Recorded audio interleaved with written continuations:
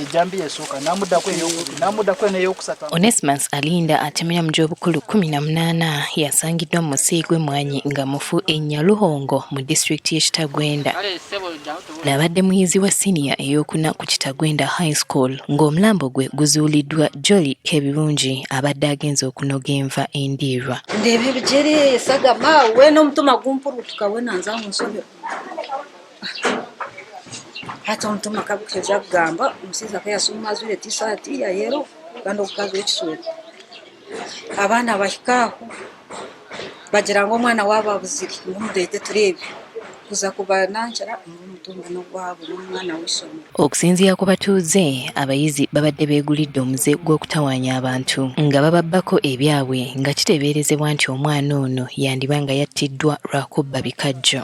Abaana abo ninkyera kubebambire hariyo za vibes hariyo amabaara ebyo byayi kyera kumwisiyaho ripooti mugambira nti abaana abo kandi baba bari omwekyo abino nibarabahi kwizomu omwe muteebesa omugambira nti abaana abo teekaho buryo ohebeke kugira ngu sayina sayitaano baleke kuba barukuru bono bashoma bwire ki Abaana naye arabamu n'omutaka hati yoragira ngu takorabamu nawe naari omutaka wita kuhingura niyo waba oinako oyine n'okamuha omwana nakora ki nagaruka y'isomero. Okusinziira ku Scovia ow'amazima nga mutuuze wa Nyaluhongo agambibwa okuba nannyini w'omusiri gw'ebikajjo oguli okumpi n'omwana ono we yattiddwa. Engeri ono gye yattiddwamu naye tagimanyi. Hata abaana bamanyangwa ebikiiza ebibabaasa kuba bamutemiiremu ne biitu.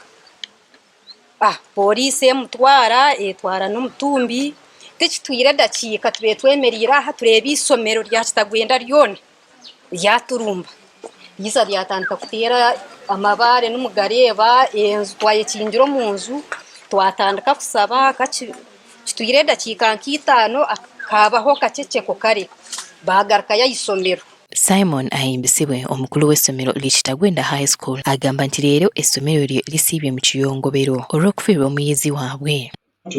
What I'm sure, the student is from Kitagwenda High School. What I'm sure, the student is here. What I'm sure, the student is here. And the situation in the school is currently calm. Joshua Ahimbisibwe aduumira poliisi e Kitagwenda akakasizza nti abantu babiri be bakakwatibwa ku byekuusa ku ttemu lino. Went to the scene and gave us a call that there was a known person who was lying in the pool of blood. We went there. Reaching there, we discovered he was a student from Kitagwenda High School. So far, we have arrested some suspects. So the investigation is still ongoing. So far, we have two suspects with us. Omulambo gutwaliddwa mu ddwaliro e Kitagwenda okwongera okwekebejjebwa.